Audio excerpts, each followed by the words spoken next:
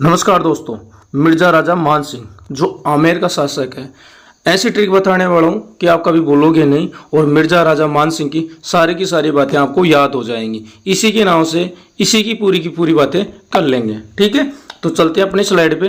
देखना साहब, मिर्जा राजा मान सिंह, इस मान को पकड़ो। ठीक है ना, मान लो आपको फर्ज पूरा करना है घर वालों का। ठीक है ना, फर्ज भी तो पूरा करना है, आपको पढ़ाया लिखाया है तो उनका फर्ज तो उतारना है होगा। ठीक है ना, मान लो आपको फर्ज उतारना है, कैसे भी स्थिति हो आपको साथ देना है। किसका? घर वालों का।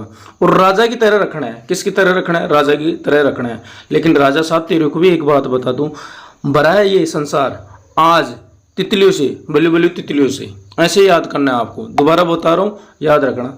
मान लो आपको फर्ज पूरा करना है घर वालों का, कैसी भी स्थिति हो साथ रहना है घर वालों की, राजा की तरह रखना है। ठीक है ना, ये भरा है संसार। ठीक है ना, आज तितलियों से, बली बली तितलियों से। बस इतनी बातें याद करनी है। तो देखना साहब, फर्ज से क्या हो जाएगा? फर्जंद की उपाधि।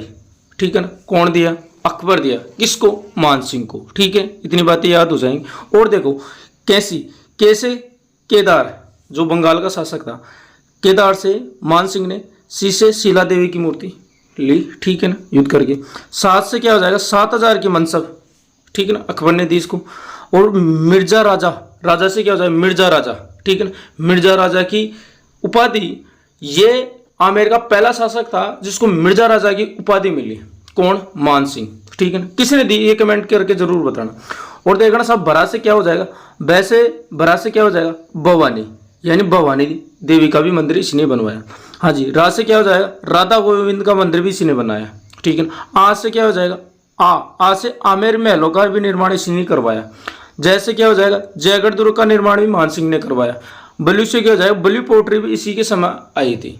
ऐसे याद करना है आपको। ठीक है ना, दोबारा देखना इस स्लाइड को, आपको सब कुछ याद हो जाएगा।